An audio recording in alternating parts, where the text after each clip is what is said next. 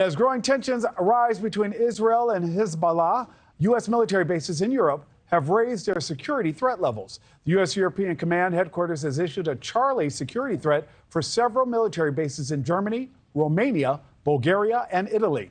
U.S. officials say rising terrorist threats have increased since Hamas attacked Israel on October 7th.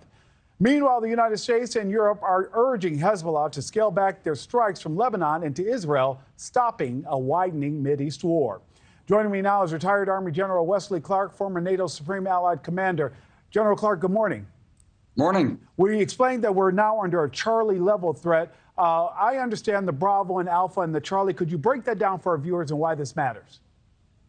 Sure. So what we're going to do in Charlie is we've got intelligence. We're going to be searching all the vehicles that come in to a base. We're going to be checking everybody. We're going to have our reaction squads ready and to go and ready to respond. And we're working closely with local police authorities and national intelligence agencies in all these locations. We're doing what we need to do responsibly to keep our bases and our personnel and families safe. Because, General Clark, you understand that family members back here at home would be worried about their loved ones who may be stationed overseas, but you believe that these additional security measures can help to allay their fears. I think we're doing the right things. If I had family members overseas, we don't need to worry about this. It's going to be taken care of. We're just taking the normal precautions when we get this kind of intelligence level. We know there are Iranian terrorists in Europe, and we know they're going to try to strike somewhere in retaliation for European and American support of Israel. So we're just taking the normal precautions. General Clark, Israel has been fighting two fronts, one with Hamas in Gaza and the other to the north with Lebanon's Hezbollah. Now, Iran has warned Israel of a, quote, obliterating war if it attacks Lebanon. How seriously should Israel and its allies like the United States and other Western countries be taking these threats?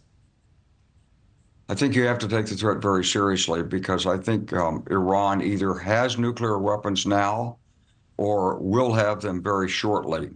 You know, this debate about Hezbollah and Iran and nuclear weapons has gone on for more than a decade. People have looked at this. We've tried diplomacy. Israel has asked the United States on a couple of occasions for support in launching an attack. Nothing's ever happened, and now the inevitable is here. Iran probably does have nuclear weapons. When I see that statement that comes out of Iran, that sounds like a mass obliteration, sounds like a nuke to me. They haven't declared it yet. So if I were Israel, I'd be looking and taking this threat very seriously. General Clark, the U.S. and Europe have also called for Hezbollah to slow down its strikes against Israel. Do you believe that Hezbollah will actually heed those warnings? I don't think Israel is going to be able to, or the United States, warnings to Hezbollah is going to have any impact on Hezbollah.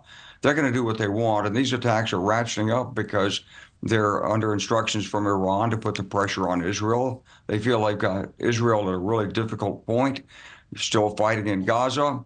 80,000, 100,000 Israelis can't go back to their homes. Hezbollah has lots of rockets in its inventory. Israel's doing pinpoint strikes, but not really able to take out Hezbollah at the current intensity of the combat. And Iran is either armed with nuclear weapons or close to being armed with nuclear weapons. So it's just a matter of time until the entire security equation in the region is altered. Thanks for watching, everybody. Go to joinnn.com to find NewsNation on your television provider. Also, don't forget to click that red subscribe button below to get more of NewsNation's fact-driven, unbiased coverage.